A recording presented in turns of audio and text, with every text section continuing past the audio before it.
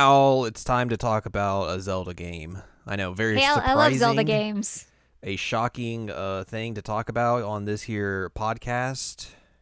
We never talk about Zelda. No, but it is one that I hadn't played. Well, I mean, I'd played it before, but I hadn't finished it until now.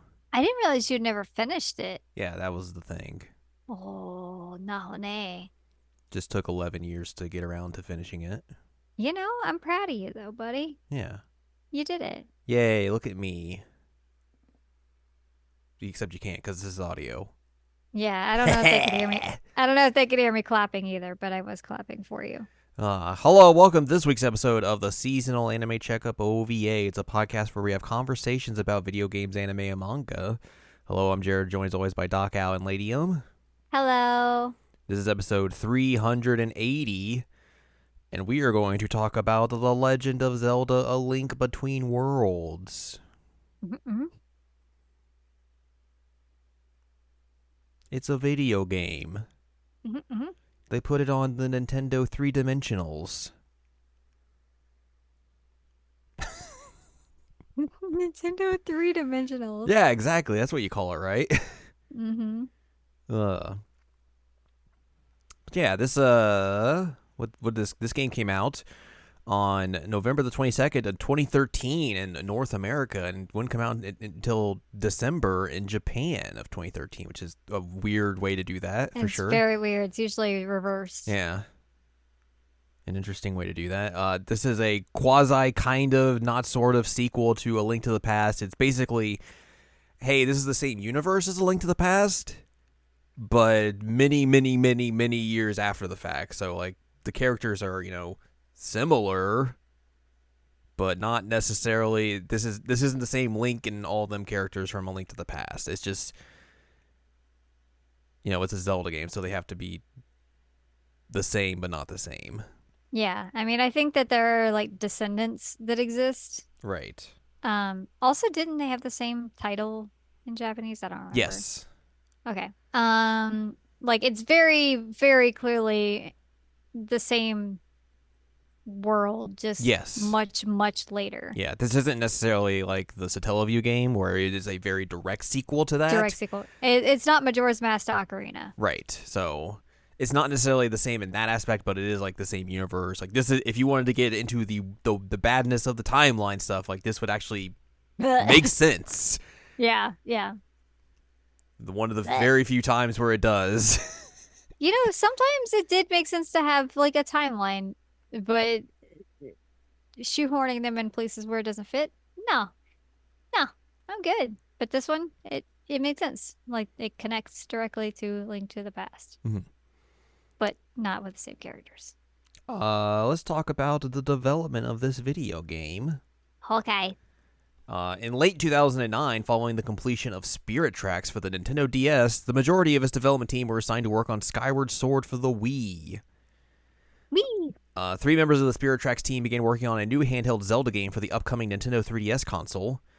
Two of the three members working on the new game were Hiromasa Shikata and Shiro Mori. During this early phase, they had not considered developing a sequel to A Link to the Past. Instead, they were building a game around the theme of communication. Around 6 months into the project, they presented their concept for the game to series creator Shigeru Miyamoto, who called the idea outdated. Miyamoto's calling somebody's idea outdated? Shocker, I know. Bruh. The three then decided to rethink the concept. Shikata proposed the idea of Link having the ability to enter and merge onto walls. This feature would eventually become one of the unique gameplay aspects. Within a day, Mori had created an initial prototype to demonstrate the feature, and seeing it in action led to an influx of ideas. Link was able to transform from a 3D character to a 2D character by entering walls and then move smoothly around corners to reach places he previously could not. This ability opened up possibilities for creating new puzzles and using new mechanics. At this stage in the project, they still considered the game an extension of the DS Zelda games and used the same viewpoint design of Link from Spirit Tracks. Around October of 2010, the prototype was presented to Miyamoto, who approved of the new concept. However, within 2 weeks of entering production, core members of the development team were reassigned to work on launch games for Nintendo's Wii U console, which was scheduled for release in 2012. With the team disbanded, development ceased. In November of 2011, Skyward Sword was released for the Wii, and Zelda series producer Eiji Aonuma began thinking about the next project in the series. While Nintendo had released a remake of Ocarina of Time for the 3DS, demand for an original Zelda game on the 3DS was growing. Aonuma chose to revisit the idea of Link entering walls. With Shikata and Mori still engaged in the development of Wii U launch titles, Aonuma decided to revive the project without its core members 13 months after it was shelved. Kentaro Tominaga was brought onto the team to continue where Shikata had left off. He refined the system of entering walls and designed some small dungeons, which he presented to Miyamoto in May of 2012. Tominaga planned to create 50 more small dungeons that would use the wall entering mechanic, but Miyamoto criticized this approach and suggested basing the new game on A Link to the Past. Aonuma proposed combining the wall entering mechanic with a top-down perspective and in landforms of A Link to the Past. He felt that the shifted perspective when entering a wall would be complemented by the stereoscopic 3D capabilities of the 3DS, something that everyone used, of course. Aonuma converted the two-dimensional landforms of A Link to the Past into three-dimensional space, and the team placed Link into the setting with a wall entering mechanic to test the feature. After several more presentations, the Miyamoto development of the project was allowed to progress in July. The development team began expanding before the end of 2012, with people joining from finished projects. Shikata rejoined as director, and Mori returned as assistant director and lead programmer. Development was completed in October of 2013.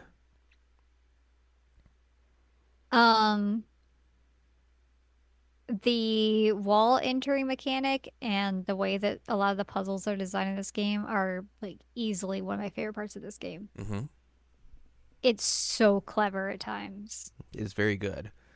I really, really love it. So thank you guys for doing that. Good job. 'Cause yeah, it was a really, really unique experience, and I thought that it was a ton of fun. Made me have to rethink how I think of Zelda puzzles, which I like. Gotta turn that brain around. Here's about the technical design of the game.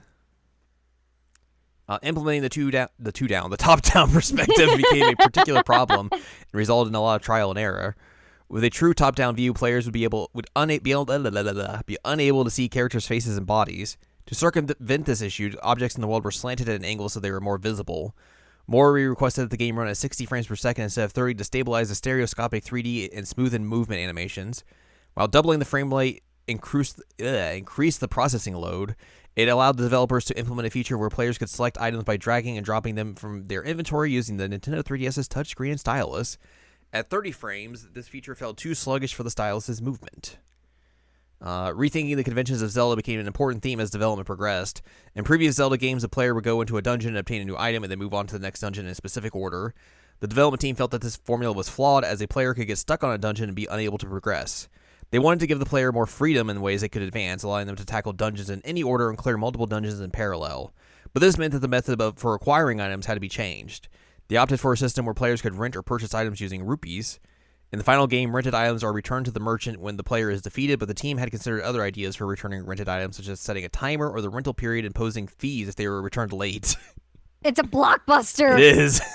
Oh my god. The development team found out about the Nintendo 2DS during production. As the 2DS lacked 3D capabilities, the team decided to revise some of the dungeon designs to be certain that they could be completed without the 3D effect. The designers thought that Link's appearance should change when Link entered a wall and the perspective switched from a top-down view to a side view. They chose to make Link a mural when he was on the wall. This led to the creation of the antagonist Yuga, a sorcerer that can transform himself and others into paintings.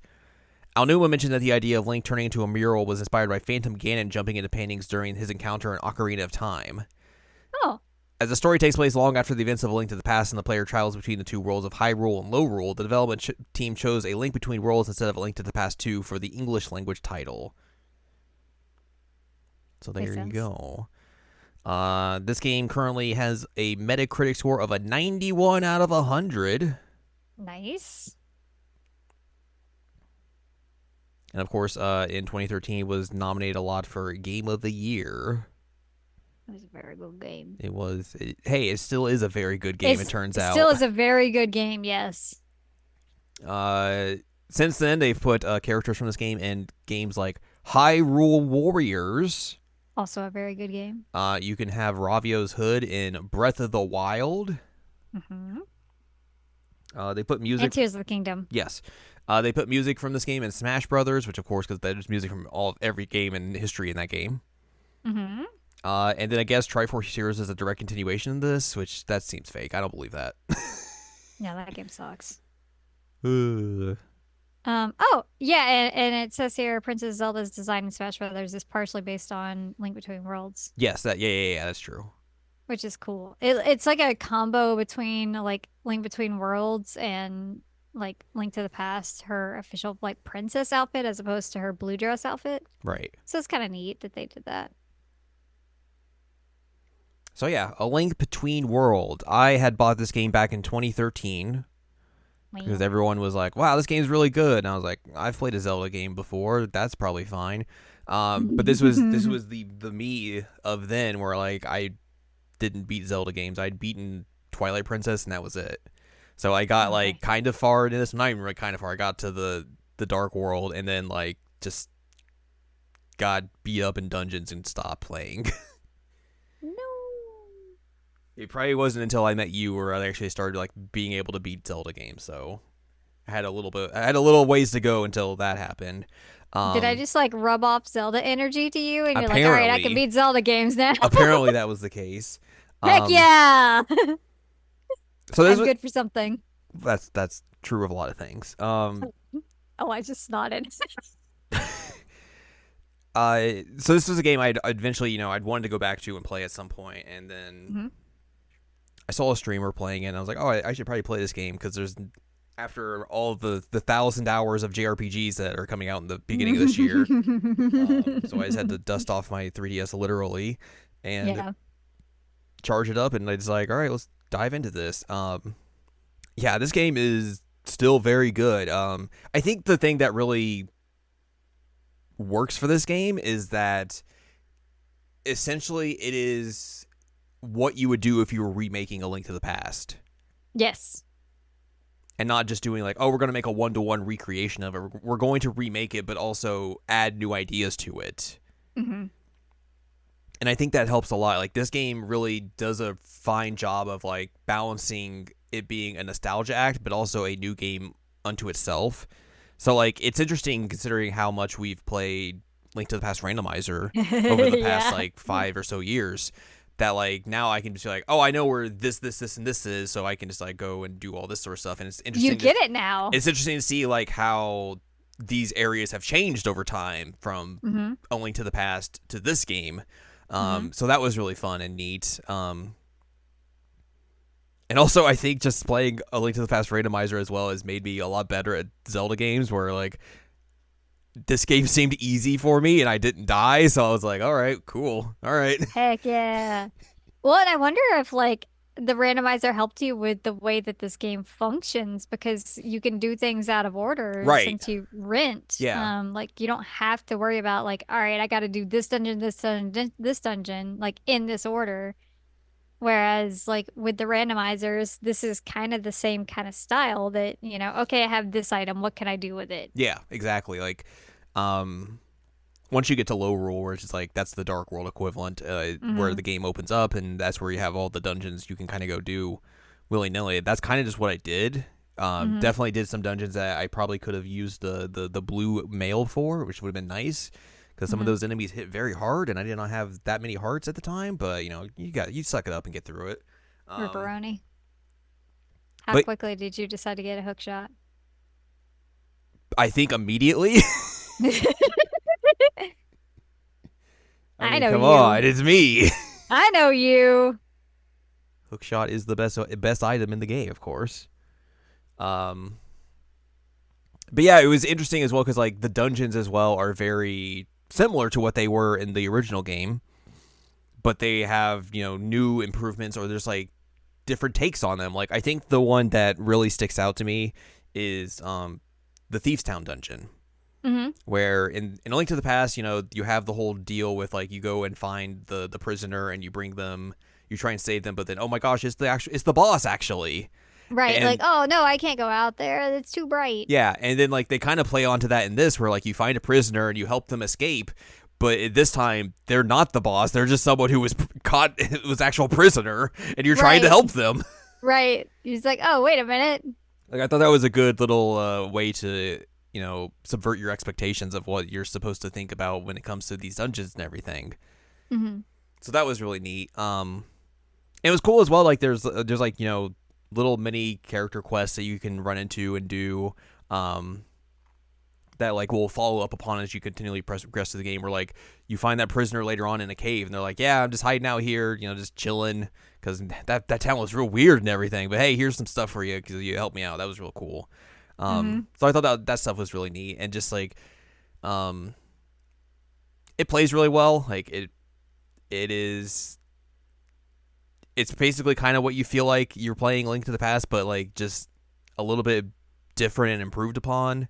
Mm-hmm. So like you can just kind of like get back into that mindset if you've played A Link to the Past before, and it's like there's no real like leap in logic or anything. But yeah, this game is very fun. I didn't have like I said, I didn't have a hard time with it. Didn't feel like I really had to look a lot of stuff up. Like the only things I had to really look up was just like if I was in a dungeon, just making sure I got all the items. Just like if like, oh, is there a hidden item in here that I need to get, or anything of that nature, or if like someone had a quest item that I was just like, or like a weird quest that I just wanted to figure out exactly how to do it. Mm-hmm. I think the only thing I really had to look up was like, how do I find the running boots? Because like I didn't know where those were, but then like once I looked up, I was like, oh right, got to do this, this, and this. Like that makes sense, of course. Mm-hmm. And all that was fairly straightforward and all of that. Yeah, it's just I really, really had a good time with this game. It's very, very fun. Which obviously is not surprising considering people have been saying that since 2013 that hey, this game's very good. Hi, it's me. I've been saying that since Yeah. 2013. It just took me a while to get around to doing it and playing it, and You had to practice first. I think like playing all that A Link to the Past randomizer and everything really gave me more of a appreciation for this game, which I didn't have prior to this. Mm-hmm. Um, You can see the love letter now. You understand it. yeah, 100%. And I think the stuff they talked about, how like making it more open in terms of like go do whatever dungeon you want. Here's all the key items you'll need for specific dungeons. Go have fun and do it whatever order you want is a really smart change that they'd made here. Because it just opens up how you can play the game and how you can approach the game in a way that like you can't really do in any of the previous Zelda games up until that point. Mm-hmm. So like that's a very smart change that they did, and you can kind of see how that ideology would lend itself to something like a Breath of the Wild or Tears of the Kingdom in terms of like It's that wild openness.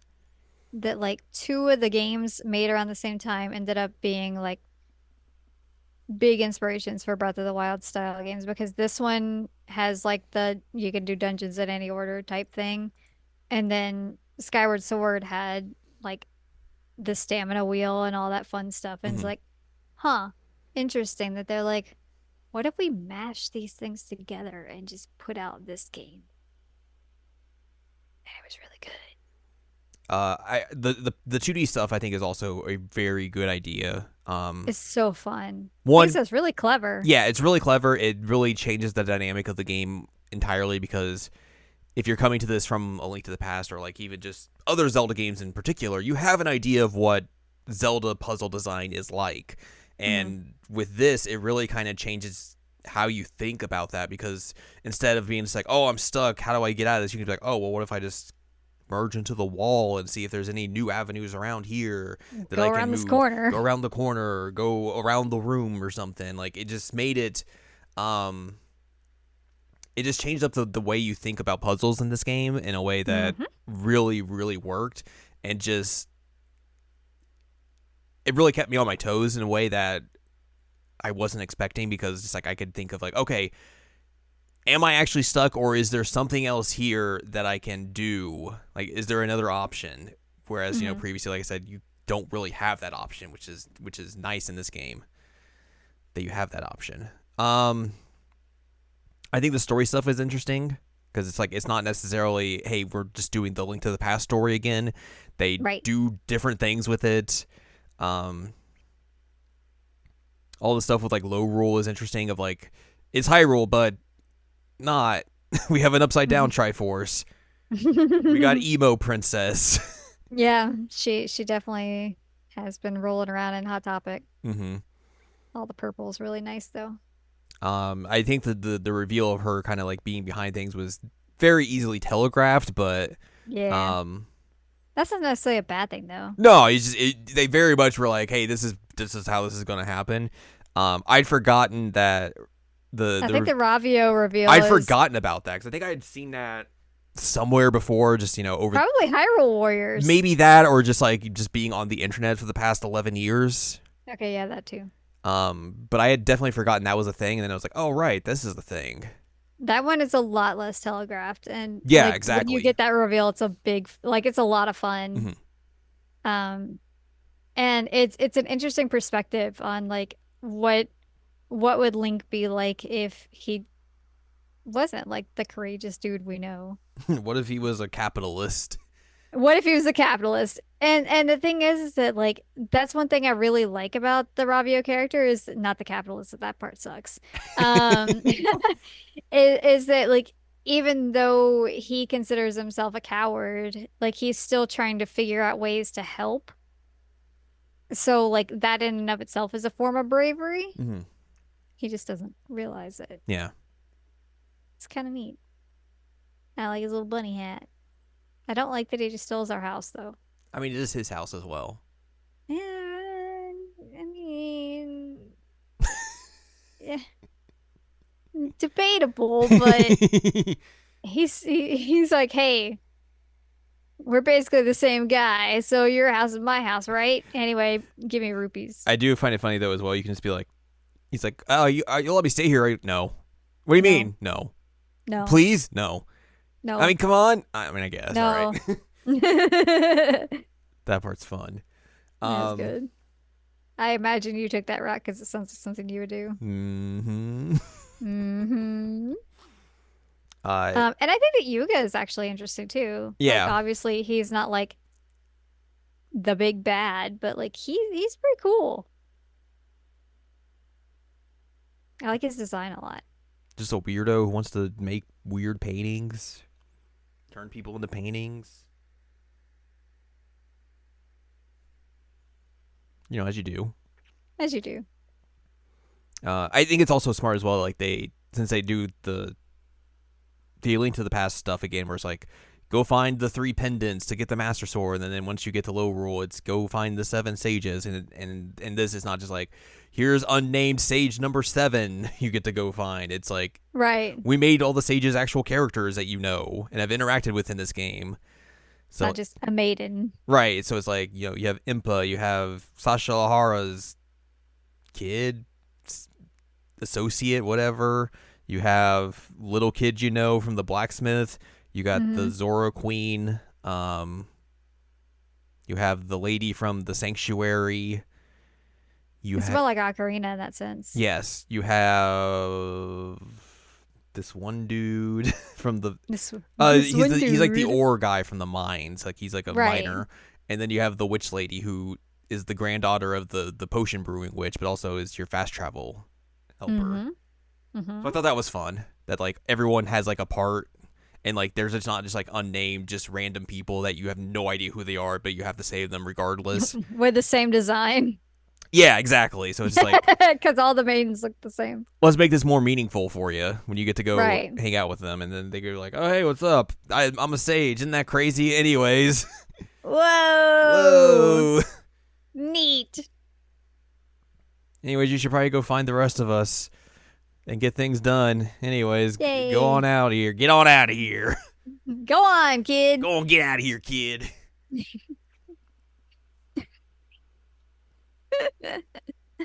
Uh, um, I'm dying to know one thing. What's up?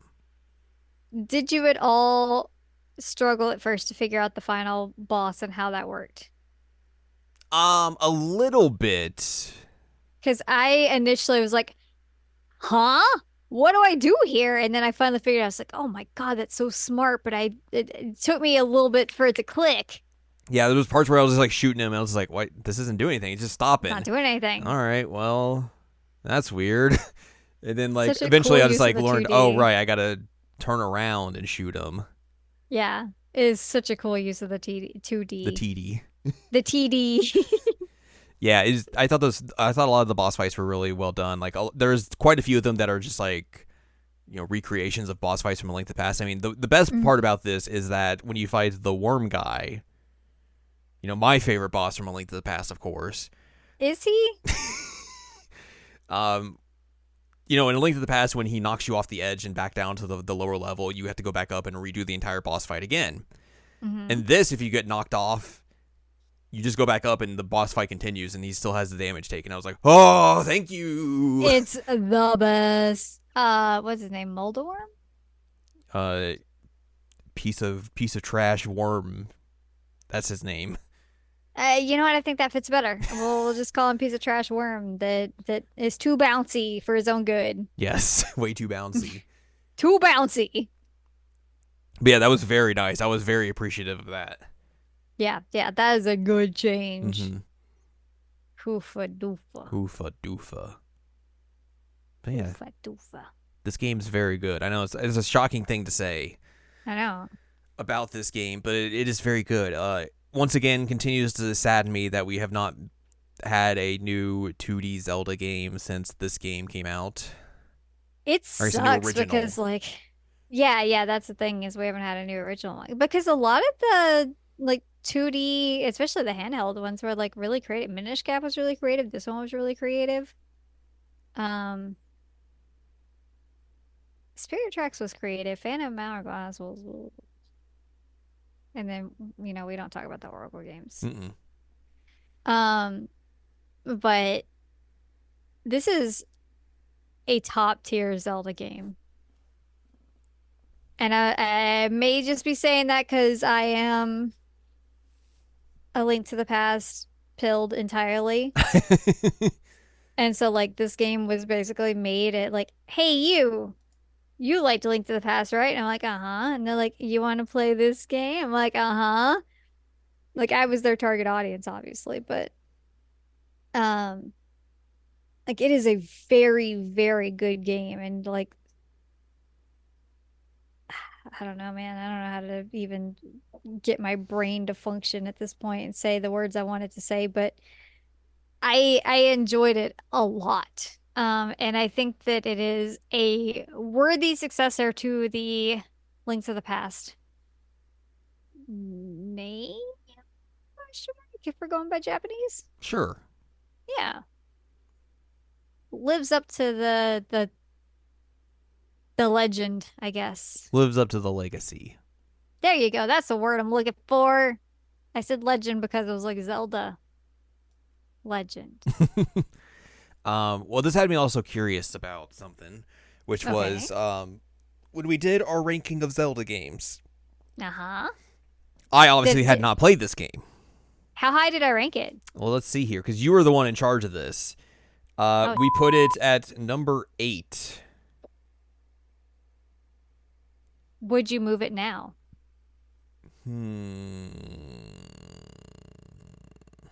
Would I move it? Yeah, would we as a team move it at this point? I think so. Okay, what I think it goes above Skyward Sword. Okay, yeah, I could buy that. I think it goes above Wind Waker.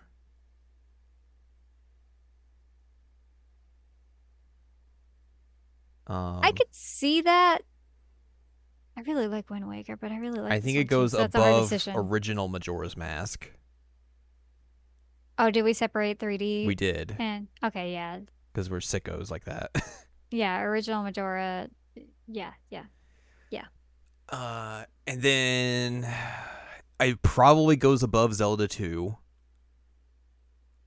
Ooh, that's high praise coming from you. Yeah.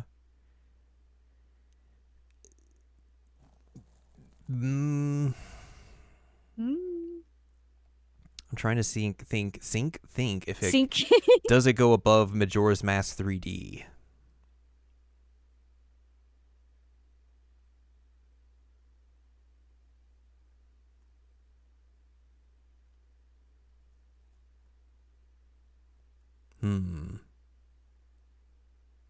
It might go above Majora's Mask 3D. So I probably would put this at least on this list, because this list is not completely updated because we don't have Tears of the Kingdom or anything on that because that game didn't exist when we did this. Right. I would probably put this at like number 3. Okay, wow. That is very high praise from you. Hey, this game's pretty good. It's pretty dang good. I mean, obviously we should move up Hyrule Warriors original 3DS version to number 1, but that's just, me saying things, but that's a conversation for another time. But yeah, this game, I had a blast playing through this game. Like, it was just so much fun.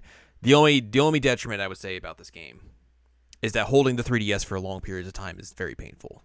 It is not comfortable. I have a better time with it because I have tiny baby hands. And what 3DS do you have? XL. You do have the XL. I was gonna say I have the 3DS XL. But I have tiny baby hands, so it doesn't bug me too much to Little sit there tiny and play baby it. hands. But you do not have tiny little baby hands, so I imagine you have to like claw at it. You gotta have that weird claw grip, which probably is not comfortable. And we're getting in our 30s, I'm very far in my 30s at this point. I say that as if I'm not in my mid 30s. Like,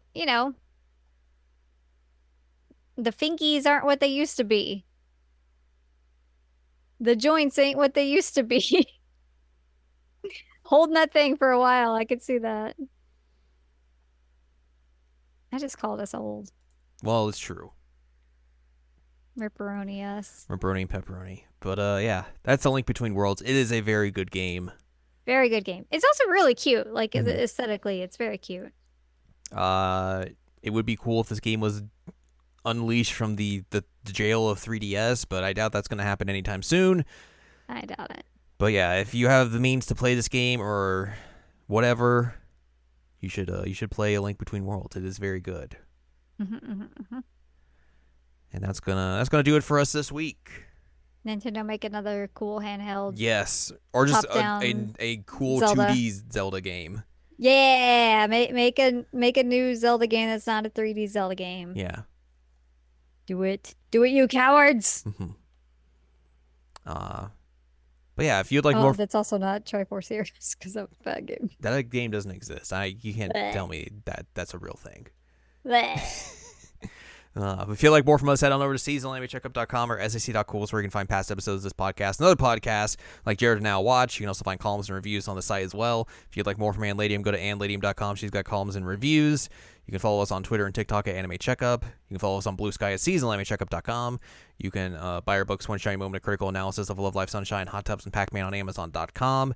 You can support us on Patreon, patreon.com/SACOVA. Buy us a slice of pizza, get access to unedited versions of the podcast early. Our monthly movie Patreon exclusive bonus podcast where we watch movies and other stuff or whatever. We just do things. We do things. We watched The Iron Claw for March. So we got sad and talked about wrestling, as you do. As you do. And how yoked up Zac Efron is. Also, yes, that as well. True things that are in that podcast. So you can listen to that if you're a member of the Patreon. You can, of course, listen to that for just one doll hair if you want. One doll hair. Single doll hair. Wow. Wow. Incredible. Oh, yeah. Next week, we'll talk about, I don't know, something else.